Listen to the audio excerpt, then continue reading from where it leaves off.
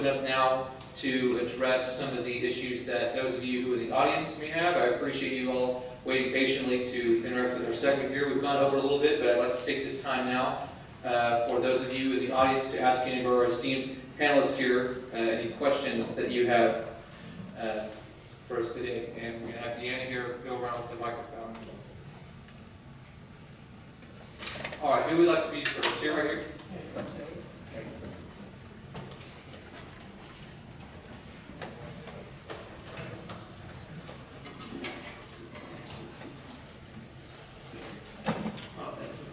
This question is for Tommy Diamond. We just brought up the towers, the directional towers and television towers. You think that maybe they're using that from space to coordinate where they should drop down in? And I just want to clarify that's what you meant by that. That's just my assumption, because there's frequently many sightings that have been reported. If you go, and in Billy's case, not very far from where Billy lives at all, there's a microwave or cell tower. It's a microwave. Is it microwave? There's a microwave tower there. So, you know, we're not the humans are not the only one that have perfected using radio navigation to navigate around. And so that's pretty much what I'm thinking. It's interesting. Thank you. Sure. All right, next question. So back up here to the top.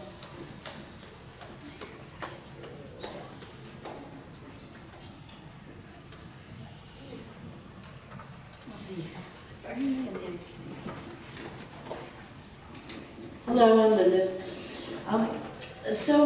One of my first experiences here in Texas was seeing a craft in Aubrey, Texas. And I have been wanting to track it down for a long time to find out if anyone else had seen it, if it was ever reported, because I didn't report it for many, many, many years. I tried to report online, and that was one of the first things. I only knew of one other person who saw it, but it was very frightening for him, so he wouldn't speak of it. But the second thing is, before when I went to MUFON about this, they told me they weren't interested in stories that didn't involve an abduction that was forcible. And I was curious to know if, meaning that when I did have an encounter, one-on-one encounter, the beings that I spoke with referred to themselves as Space Brothers. And MUFON in particular did not like that. They'd heard of that term, and so they didn't want to take my report. So I was curious what that's about, and if there's any, because I'd love to know more people. I've never even heard of the term before, but to know if that's ever been investigated. How long ago was this? The first sighting was in '85. I've had about 4 encounters. One when I was in the ship, and other times they came to my house. And I guess the last time's been good 15 years ago now. When was the incident with the MUFON where they said they weren't interested? When was that? Yeah, well, it'd be an approximation. I'd have to go look up, but based on how old my child might have been, I'm going to say it was. It's been a while. I'm sorry, I can't keep up with it. 10 years, No, I'm going to say, I'm going to go 20. Oh, okay. Probably back in those days, they were much more interested in nuts and bolts type of a situation, and they weren't interested in abductions at all, basically. So it's things have changed significantly. Oh, good. And so how would I register a report? Going online, not with DFW, but the MUFON, and write some of these down? www.mufon.com. As far as your experience, the term that we try to use now is much gentler, kinder. It's experiencers instead of abductee. As far as that goes, go on to mufon.com. You'll see in the area where it says research or something like that, experiencer, you can fill out an experiencer questionnaire. That's the thing that, as he was saying, has changed, because originally, when I first came into MUFON, that's what we were more or less looking for, were craft type experiences as opposed to personal experiences. And that has shifted now that they've brought on some of these really great people to work with people who've had these personal encounter experiences. So They realized someone was flying the ships. Right. Some entities were flying the ships. as you see up here, it says Experience Research Team, and then there's a little red box down there. If you click here, it says fill out Experience Your Questionnaire. Go in, fill that out, and if you provide them contact information, someone will get in contact with you. Okay, yeah, I'll give it another shot. I did it, but it's been years ago since I registered that. And the craft was substantial, meaning, but it was only about the size of this room or something like that. It wasn't huge. What was the outside shape of it? It was so typical. It was like saucer, but it had lights all around the center of it, and it was very, very bright. But it was country at the time, but it was very, very bright. What color? I'm What sorry. color was it like? White, What color? White? a form of white. Yeah. Thank you for sharing. Thank you. Thank you so much. Next question. We're going to try to get everyone's questions that we have. We're a little over. We'll just take some time to make sure we address everyone that would like to be able to share. Yes, in 2009, I couldn't sleep one night. Maybe it was about 2:30 in the morning. And I saw in the sky, there was 3 objects, 3 lights, and they were high up in the sky. And they would fly into some clouds, and I could see light coming out of the clouds. So I knew it wasn't a light from the ground going up. And there was, like I said, 3 objects. One was in the middle, 2 were on the sides, and they would fly out across. And one in the middle would stay in one spot. And then they would come together, and they would stop in midair, and then fly across and cover the entire sky in just like a split second. I was wondering if anybody else had noticed that in 2009, it was in the summertime. If you got any reports about that. Around what area would that have been? I was in Dallas. Do we have any sightings of anything like that around 2009 that any of our field investigators might know about? I'm going through files right now, so if y'all give me a minute, I'll see what I can find. Don't forget, this database is open to everybody, so, I mean, if you know a date, or if you know an approximate date even, you can go in and, I think it cuts it down to like 50 reports, but I mean, you can look through everything. Cigar shapes, you can pull up colors, there's a whole bunch of stuff that it allows you to do. You can check for yourself, basically. I don't know. What shape did you say it was? Well, it was just lights. Like I said, it was at nighttime. What color lights? It was just white. I was wondering if maybe with some of the other information I've seen later, you mentioned Richard Dolan, and he talks about a breakaway society where scientists who recovered some of the alien technology have kept it for themselves, and they have not shared it with the government. So they're developing technology where they can travel to other planets, and they're saying some of these objects that look like they're extraterrestrial are actually built by man, by this breakaway society. Have you guys heard anything about that? Well, I'll just make a quick mention. I've met with Richard Dolan a number of times. He co-authored this book with Chase Pletsky, who's also a member of MUFON. This book's called Admissible, and while it deals with approaching and methodology to field research and work like that, he does touch upon the breakaway civilization aspect of what we could be dealing with regarding reverse engineered exotic technologies and recovered materials, things of that nature, to show how we could be dealing with something that has been here for some time, whether it's subterranean, orbital, you name it. It seems like we are dealing with some kind of breakaway civilization. That's something that Richard Dolan, again, is a big proponent of.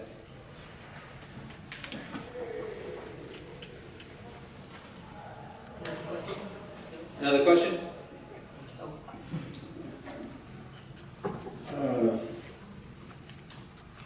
I've been reading a lot on this, and some of it has to do, from my understanding, with ancient technology that's coming out of where Iraq is called right now, Shinar Valley.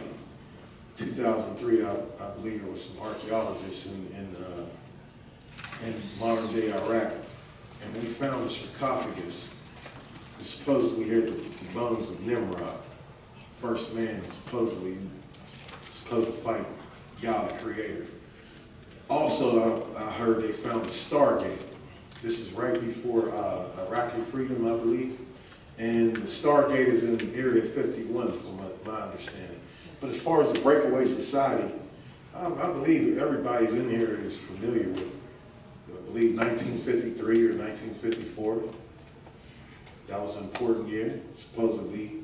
That was when the United States, Eisenhower specifically, made the deal with the so-called aliens. I don't believe they're aliens. I believe they're demons, actually, posing as aliens.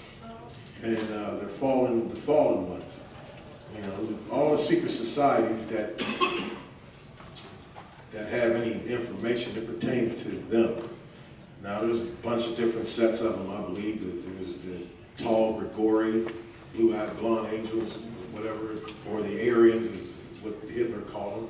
Then there's a reptilian-based life form. I believe they're subterranean. Then you have a palish, grayish-looking being that's kind of taller than us, and they look like us, though. But they're not us. What they're trying to do actually is, what they're doing is make hybrid human beings. If you notice, there's always an experiment with the sexual organs and stuff like that. They're making hybrid human beings, cloning and all that, but they can't seem to get it right. The 11 ribs, 22 cranial bones, and 33 vertebrae. That's what makes us human. That's what differentiates us from them. There's a lot of things going on that we don't know. Now, the elite, they know all this, and the people in the secret societies, they know all this. There's stargates, there's portholes, there's all of that stuff in the Shinar Valley or ancient Iraq. They've been up, like ISIS has been over there destroying it, because it is evil, wicked. They used to be able to call interdimensional beings through portholes. Now they're doing it technologically. CERN can actually open up portholes, actually, it can. And there's other things that's going on the earth that a lot of people just, you know, see, we're being controlled by the old empire thing that's coming out of the old Roman style government, bread and circus. Got a lot of entertainment on television and a lot of things that, Bread and circus. yep, and that's how we're controlled, and some other things. But it's sad, because once you understand what's going on, it's depressing, and why the world is it's even deeper than what people think it is. You know, and I would say more, but I don't want to go into that. Well, thank you for sharing. You opened up a can of worms with all of that. Appreciate you. Just to make that note on, of course, modern Iraq is where ancient Samaria would have been, the Fertile Crescent, which is what is conventionally known as the beginning of most all Western civilization. It's one of the oldest civilizations through which all things like agriculture, government, language, math, all of those things really stem from. And of course, for those who follow along with different theories like the ancient astronaut hypothesis or paleo contact, that's of course what the whole show Ancient Aliens is about, is the involvement of ancient people here in places like that may have had some kind of technology that they've left, and that's a big issue with why some think that we have taken it upon those areas and that territory to Recover that. get and recover different things. Jim Mars wrote extensively about that. We have material that he wrote as well, and it's something I think is a really important part to understanding not just about our involvement, but how long it seems to go back as well. So, and of course, for everything else you mentioned, there's people have come out and said that they experience all these different types of entities all over the board. There's a whole spectrum of different forms of life, it seems, if that's indeed what we are dealing with. But again, it's very ambiguous and convoluted subject as a whole that we try to give a little bit more clarity to by holding events such as this, so people can come and find out a bit more and maybe do something to be involved with the community of those who advocate awareness and help in these issues. So anyone else have another question? Going right here in the front.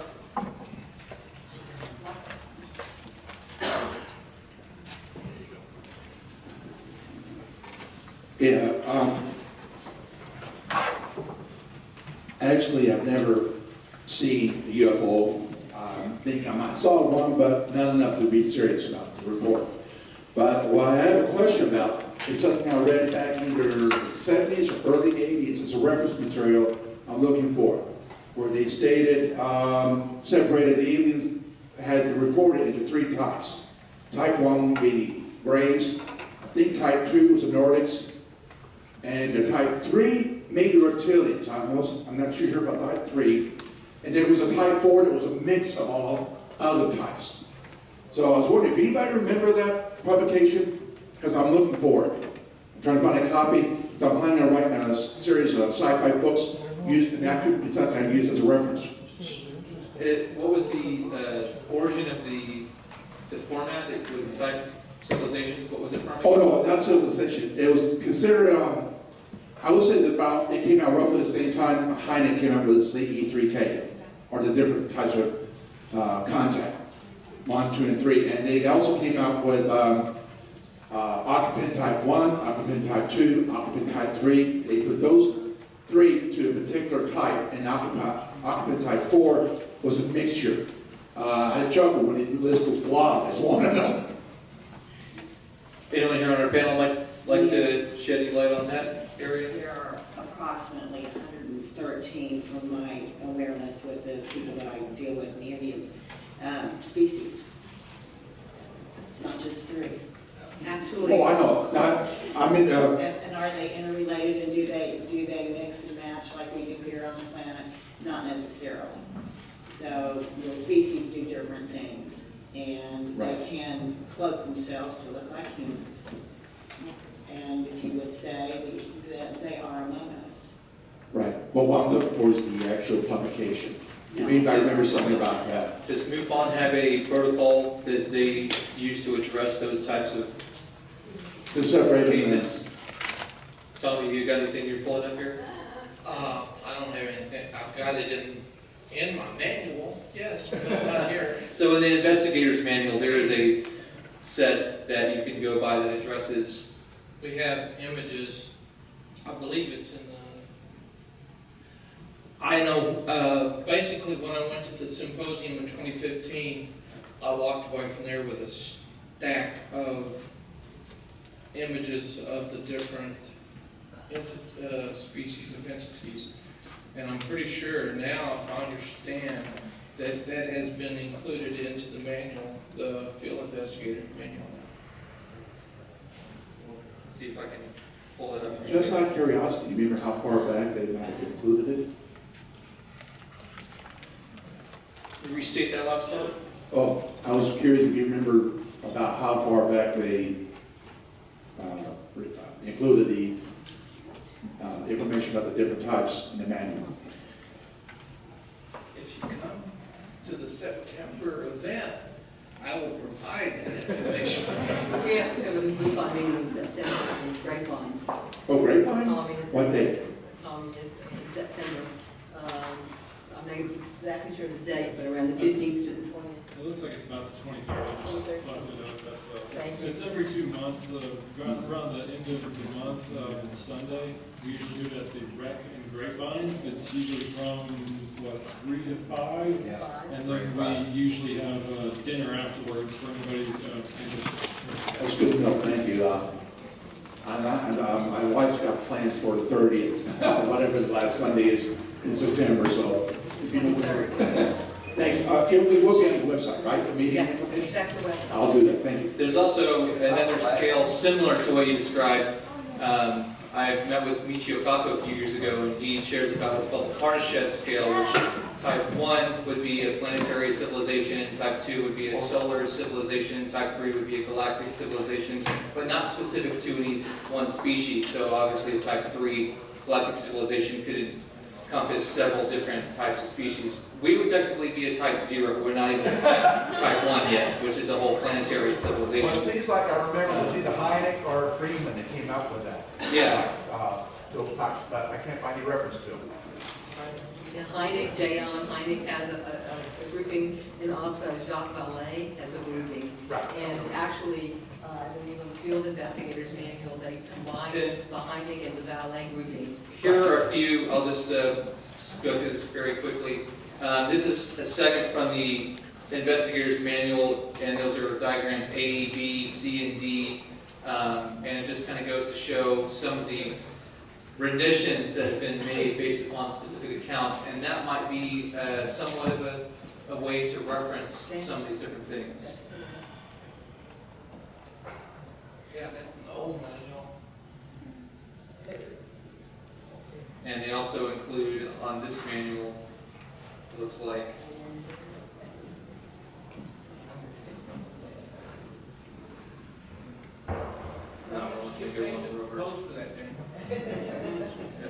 okay, here we go. Yeah, and they also have that guy in there as well. But they make it clear to say that that's not the alien, that's Bigfoot, just so you know, that's clear. I was just going to interject that I went to the MUFON symposium last year in Las Vegas, and their star speaker was a man, William Tompkins, at 94 years old, and he had been, since he was 15 years old, making wonderful spaceship replicas out of balsa wood. And eventually the Navy discovered him and got him to join them. And he, at the end of his career, before that, in the 1950s, he was engineering. He was part of a think tank with the secret space program of the Navies, and that was with also the RAND Corporation.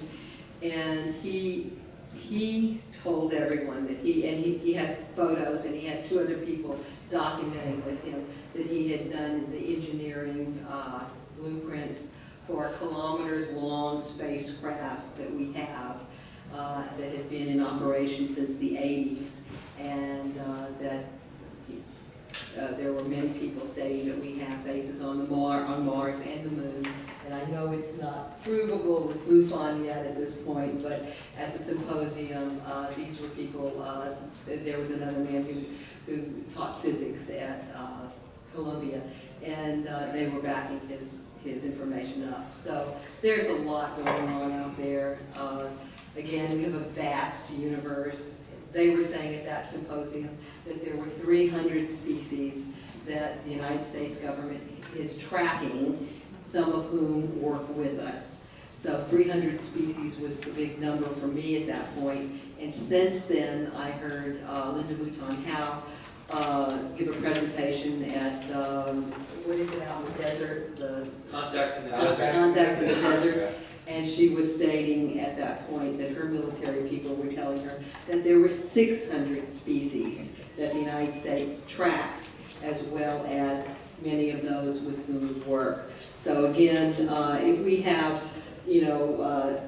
a million species of fish that we still have not identified in our oceans, well, I bet there could be even that much more out in the universe. But this is, I can't prove any of it. I just know what I was told at these conferences.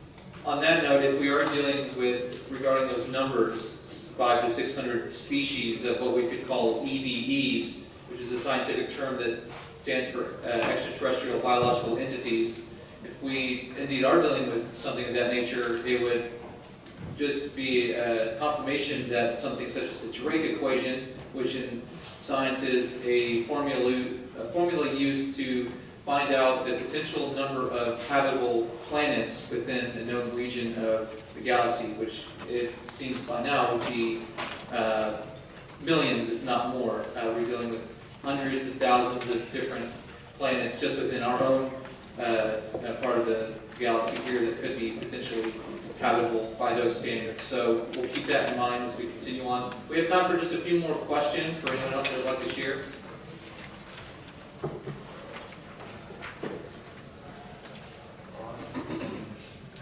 Around 2003 or 4, from south to north, I was sitting outside one night looking up.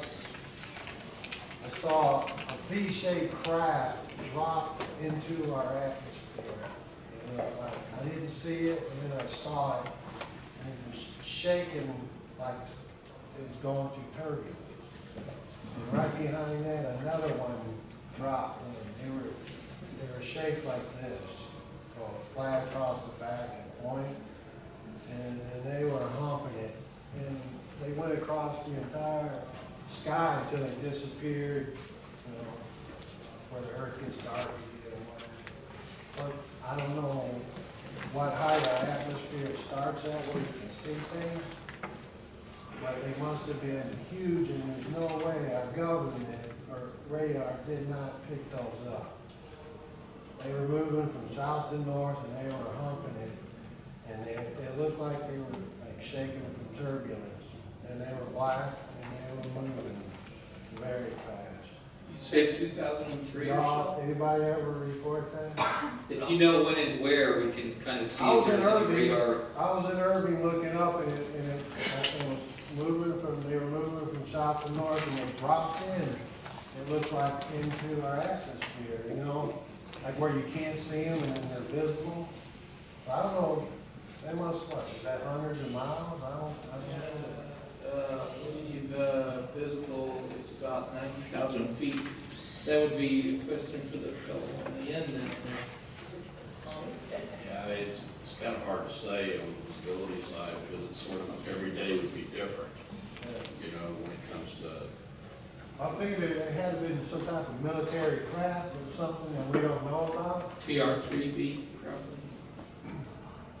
But they were moving awfully fast, and they were awfully big. They were going somewhere. Did they make any noise? Huh? Is there any noise? I can't, no, nothing. No noise. No noise, huh? They were too far away.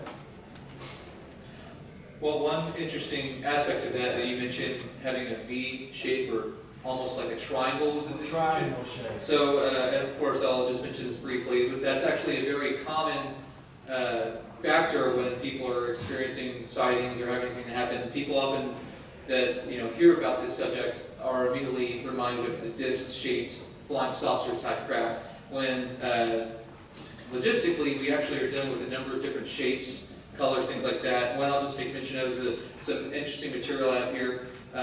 This is Skunk Works by Ben R. Rich, which is actually the CEO, but he actually, this is an example of something that we had that was top secret for a long time, which is the S-117 on here, but was later released, and it's a good example about programs that we have due to either defense secrecy, compartmentalization, military, contracting groups, all of that kind of stuff. It's not in the public domain up until maybe later on. Another interesting factor is I know with Dave Marler, who's got an enormous collection of articles and things on this subject. He wrote the book on triangular UFOs, which he shows statistically, triangular UFOs are almost more prevalent than any other shape of UFOs, and that's something that we have to take into consideration. That it's something that we also are dealing with, whether it could be military or otherwise. They see more military.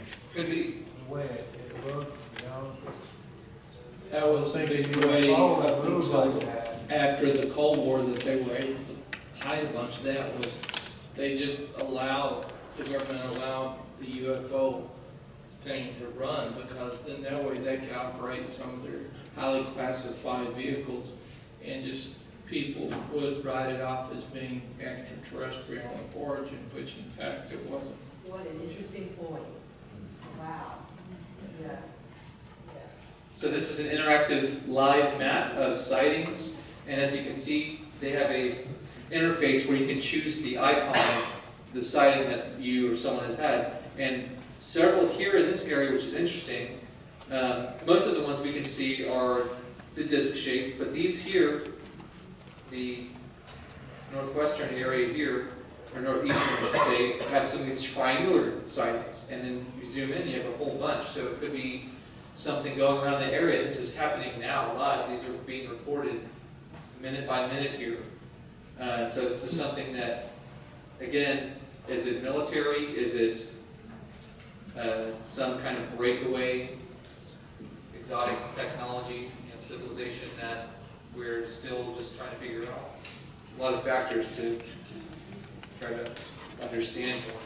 We've got just a few more final minutes. We have one more question here.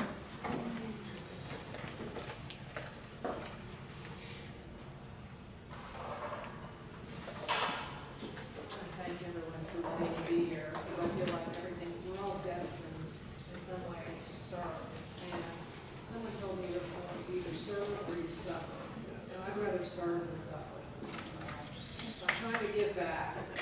And, you can hear me anyway, huh? Okay, I guess it's on. Anyway, my name is Liz London. I'm a visual artist. I have a studio in just west of Lovefield, and I have a set of crystal healing bowls. And I don't know, I wanted to find out if there was any correlation between sound technology and they developed that. Because I've heard there's sound weapons and things like that the government already has. And I just wondered if there was any technology from ancient civilizations that had to do with the crystal bowls or whatever. So I want your opinion. Thank you. I'll also include for any of our panelists here, for any of the cases that involve having any auditory aspects to them as well that are notable. I'd like to make mention on that.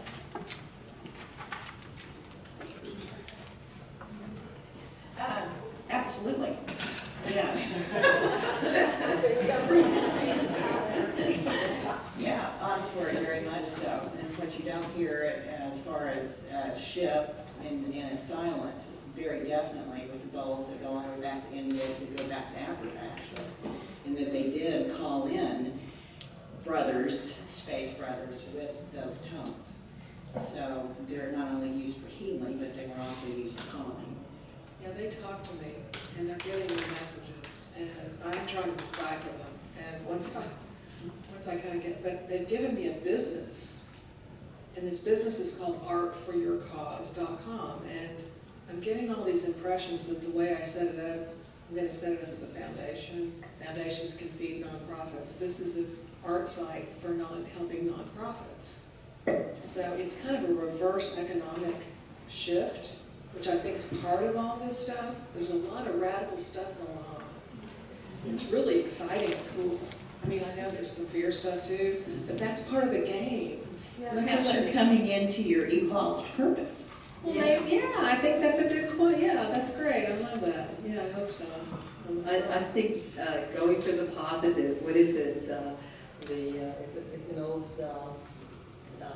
thing Native American Indians saying, there are two wolves in you, and which one is going to survive? It's the one you feed the most, right? So feed the love and the positive, and, exactly. And like our gentleman was saying about demon aliens and so forth. I know some demon humans. Exactly.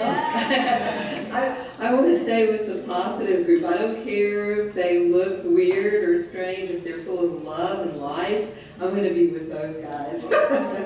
Yeah, exactly. Yeah. Thank you. This has been excellent. I was visited when I was a child. They came to me in my bedroom, and it seriously affected me because my mother, I told my parents, I think, she says, where is now? She doesn't know why she sent me to a child psychiatrist when I was 6 years old. Obviously, I was telling stories on something. She cannot remember why she sent me. She's 81 years old now. But anyway, so this is kind of emotional for me because my dad just passed away in April. And so I feel like there's a divine purpose for all of this. There's no accident that I'm here right now. So I wanted to open it up. If anybody wants a crystal healing treatment, well, look me up and I'll give you my card. Because I feel like we're all here for a reason. And we need to tune into those higher frequencies, and the bowls can help us do that. Not only It's that, but complementary. because we're moving through into a higher frequency on Gaia, we're not going to flip on our axis this time around, as the indigenous ones say. The core of our Earth right now has already shifted, if you will, North Pole, it's right here. So we're already shifting. It's just that those, as I was saying earlier, third dimensional realities are very much shifting. And old belief systems and old ways of holding grief and traumas and those kind of things are very much coming bubbling up to the surface. So bowls absolutely do assist in raising the frequency of your own energy field. I'll offer that to anyone that's here. I'll have ceremonies, we can just. Did you grow up in this area? I grew up in Oklahoma City. Where? Oklahoma City. Oh, okay. I was Thank just you. curious Thank you. because experiencers that grew up in this area, especially if around my age, we went to we had an event that occurred here in the Dallas area in the very late 1950s, and we had no idea, but we were all a part of it. Wow. Wow. So is this a predestined thing that we're all supposed to meet in a year now and figure all this stuff out together? I think so. I think it's really weird. So on the note of sound and resonance, I'll just make a quick mention that so vibration is very powerful, whether it's auditory or another part of the spectrum of frequency. It's been shown that resonance can affect matter and that it can cause things to either change its composition or alter its state in some way, whether it's solid, liquid, gas, things like that. But not only when we're dealing with states of matter, it can also do things like levitate objects and cause certain patterns to form geometrically, which are called cymatics. Some people describe to the notion that this is how crop circles are created through a cymatic resonance that is being imprinted upon the plants rather than a physical object coming down and landing. So look into cymatic resonance and you'll find a lot of interesting correlations. Anyway, we have about one or two more questions, and then we're going to have final statements and then wrap it up outside the lobby. So I'd just like to make a mention for anyone else that has a burning question. Hi, how are you? Hi, it's a pleasure to be around such amazing people with so much knowledge. I'm Kiori, by the way. I have a lot to say. I'm not from here. It's crazy because I didn't even I just chose on Google Maps nearest library near me, and all of a sudden I see an alien outside, and I was like, I have to go in here. It works. So, yeah. This is what I mean by the whole purpose, I've been going back and forward from, right now, there's just so much going on. I leave for Mexico next week, and I actually have something I want to share with y'all. I have some pictures. I was followed by some aliens, which you were showing earlier, and I actually have pictures where you can see them clearly behind me. And I want you all to see that because, and it's just their face. So they're like an invisible cape. It's kind of like in a different dimension. I mean, we can't see them, but it's kind of like an invisible little cape, kind of like an aura-looking thing. But yes, I just wanted to give you that. I want to share that with you so you can share with anybody you want. I had more pictures, but those entities made me delete them because they didn't want them to get out. They were pretty out there too. So, yeah, no further ado. Thank you for having me. Thank you for being here, and thank you for being such amazing people. I really admire that. Have a great one, guys. Thank you. Thank you for coming. So, on that note, I think it's important to address that for anyone who does have any material such as that is looking to do something with it, as far as sharing it, getting involved, again, groups like MUFON, Opus, things like that are available to you in a way that, again, you won't feel ridiculed. It's sort of a supportive network for you to feel like you can connect with others who have a similar outlook or experience for you to connect on and relate to. Yeah. Hi. I want to also thank everyone who's spoken, especially you down there in the front. Jane. I'm really bad with names. Jenny? Jane. Jane. Thank you, Jane. And as a very opening for myself to listen to you speak about your past, and I know that you're just cracking the tip of the iceberg with it, I'm sure. So thank you, and thank you everybody for coming. I've lost count and track of how many experiences I've had with extra-dimensional beings, things that have come into the physical, from the time I was a child. My question really started at this point that I wanted to ask you, Kathleen, because you seem more on this kind of wavelength. I was wondering if anyone had researched or listened to experience of people that had experiences with interdimensional beings, unidentified flying objects that have used plant medicines and things that have been used by ancient civilizations that were communicating with beings. But if anyone had actually kind of started to transcribe things that have happened with people in this time and place, because I've had a lot of those experiences. I've never been focused enough to actually write them down myself, but it's also something that just kind of hasn't stopped.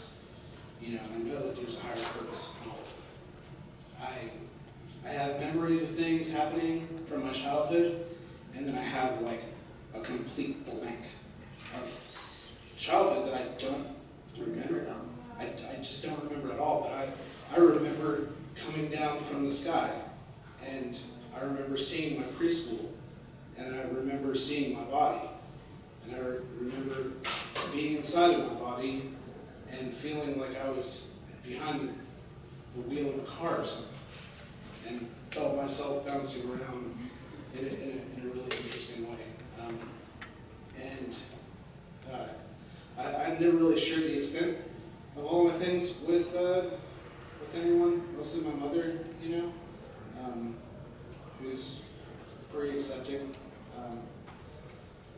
So anyway, I just kind of wanted to open myself up to communicating with you, in particularly about those things. Well, come see me. We can do more than just a few things here. I do acacia prayer readings. And I will tell you right now that you have been an Indian, in the past lifetime, as well as an herbalist and I will say it was at the northeast coastline where your tribe was. So if you don't have Indian background in you, that's where actually it's coming up for you and a divine purpose for you right now. Dream time, as the Nagals in Mexico would say, and I'm a Nagal woman, is that you can shift and change your perspective in this 3D, 4D frequency now when you go and be in dream time. When you can shift what you have memory of in your dream time, and that's where you get a download of information most likely, you bring it into this frequency, then you can hone that which you can shift and change in that dimensional time and bring it into this material world is quite a gift for you to be an awareness of. And if you don't do anything with medicinal plants right now, I would probably recommend that you do, if you don't. Well, that's interesting actually, because I've kind of been on sabbatical from that for about a year or more, and I was invited to a Native American church meeting this evening actually that I was planning on attending. Please go. Yeah, something definitely keeps drawing me into that, but also too, the duality is real.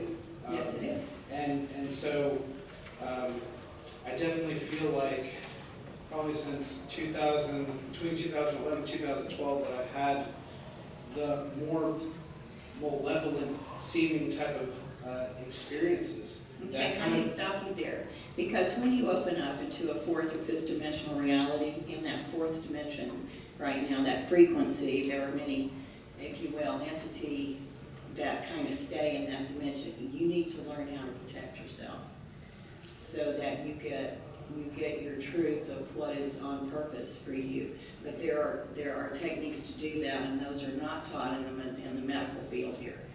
So give me a call. I will help you if you choose to protect yourself in any part of your dream time of coming into this dimension and bringing in your purpose. You know, Okay. if you choose to do that. I'd love to work with you. Yeah, if I can, we can get contact information. Yeah, it's right up front. Actually, if you haven't signed up on that list out front, I'm doing a CTFT for 1 hour, a free hour session with me. So sign up on the list if you haven't. And at the end of today's session, we'll pull a number, and that person will get the free session. If not, just grab a card. I'm on the end of the table. And you're here, and you're in the DFW area? Yeah, I'll live here. Awesome, thank you. Okay, you're welcome. So we're going to make that our last question for today. I'd like to go through and have each of our panelists make a final closing statement regarding the importance of this subject, and we'll start with Sharon here. Okay, well, I'll make it quick. Again, it's a vast universe. There's a lot going on out there. I think some of us are stimulated to research in certain areas, whether it's propulsion, anti-gravity machines, or different entities that we are discovering are out there. But again, just live your life, be happy, enjoy this gift of life that we have, share your joy with everyone else. And again, you know, it's the two wolves, you know, which wolf do we feed? Let's feed the one that is full of confidence and happiness and joy and love, and the other ones kind of fade away. And if you protect yourself, you won't even have to deal with them. So that's my contribution.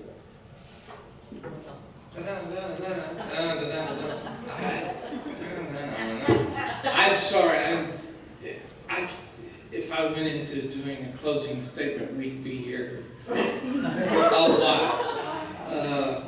On the protection thing, I will tell you this.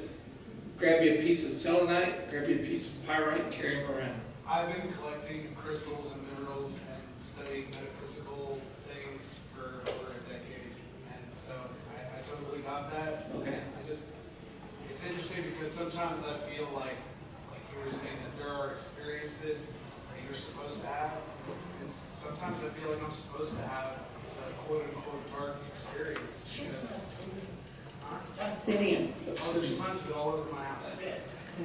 The other thing, if I could leave y'all with one thing. For example, you look at human society, or just society in general.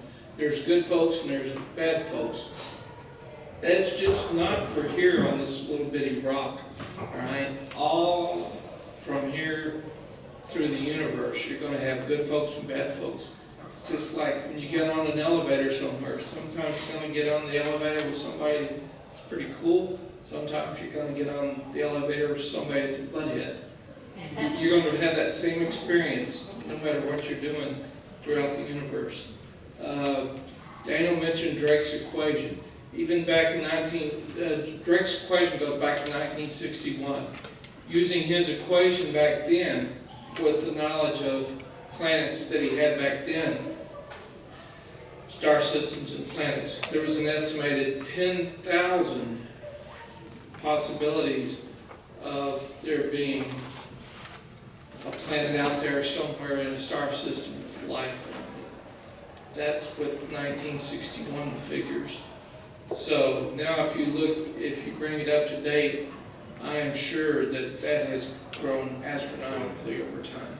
So just keep that in mind.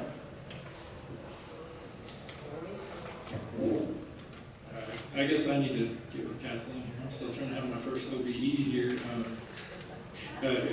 Anyways, yeah, with this disclosure, I just want to say that there is going to be some fear stuff involved in it. Just try to make sure you choose the right side, because there are two sides to this. Yeah, that's about it. In 1991, the Roper organization did a poll, and based on that poll, they came up with a figure of 8 million people have been abducted in the United States.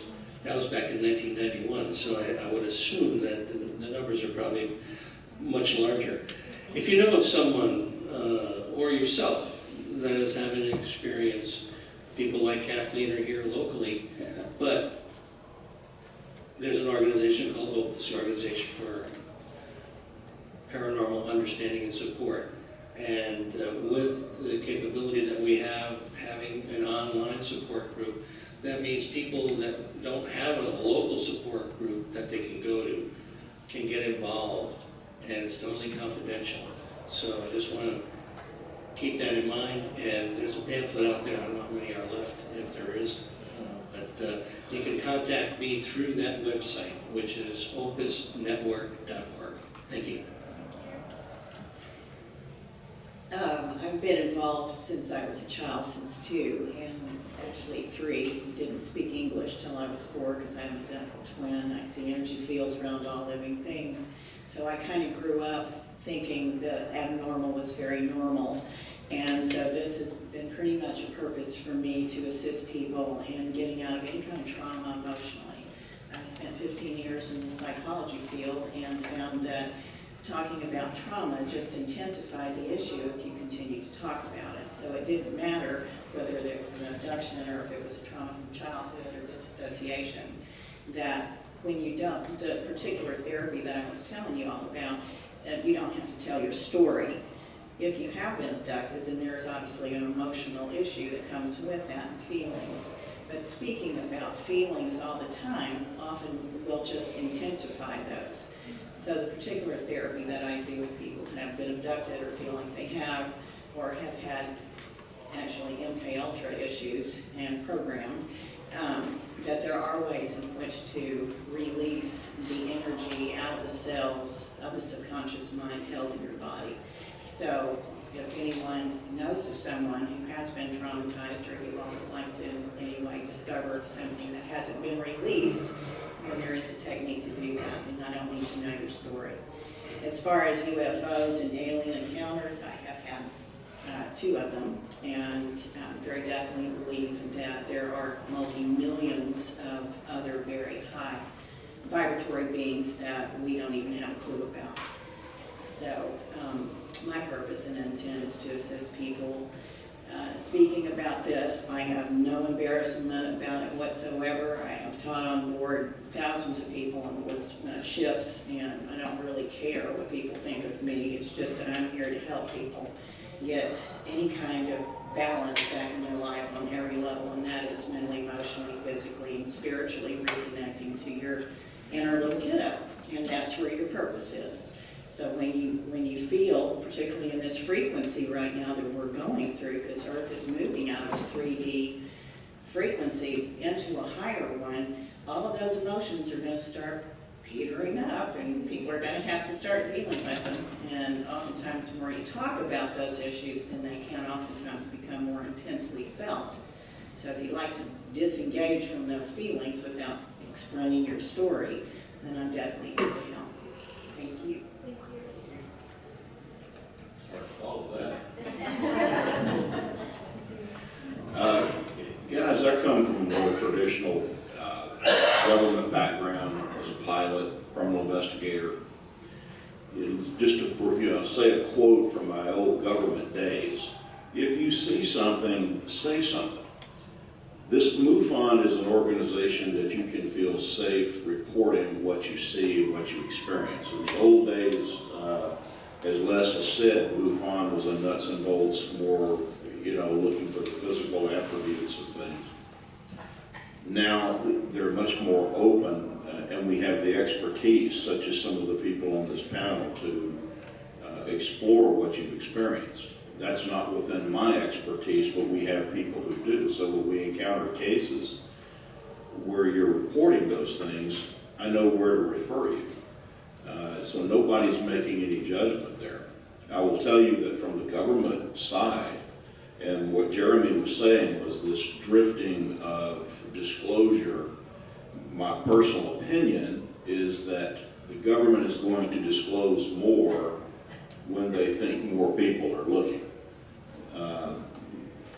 They want to be on the front end of that rather than the back of it. So they want to, they're going to want to control that disclosure of information.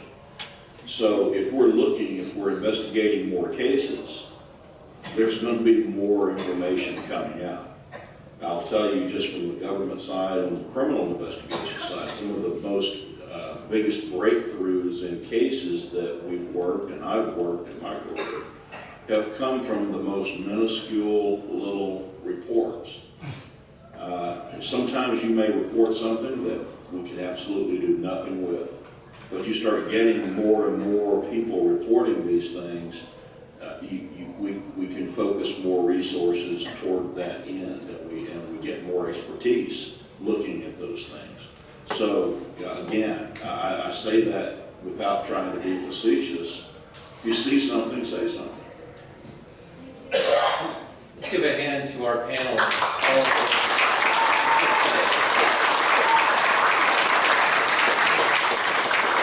And it's something that Jim Mars would often say, and I know he would love to have been here. It's been almost a year since his passing, but he would often say that no one is as smart as everyone, and that if only we could work together and share what we're doing, and let's figure this out together.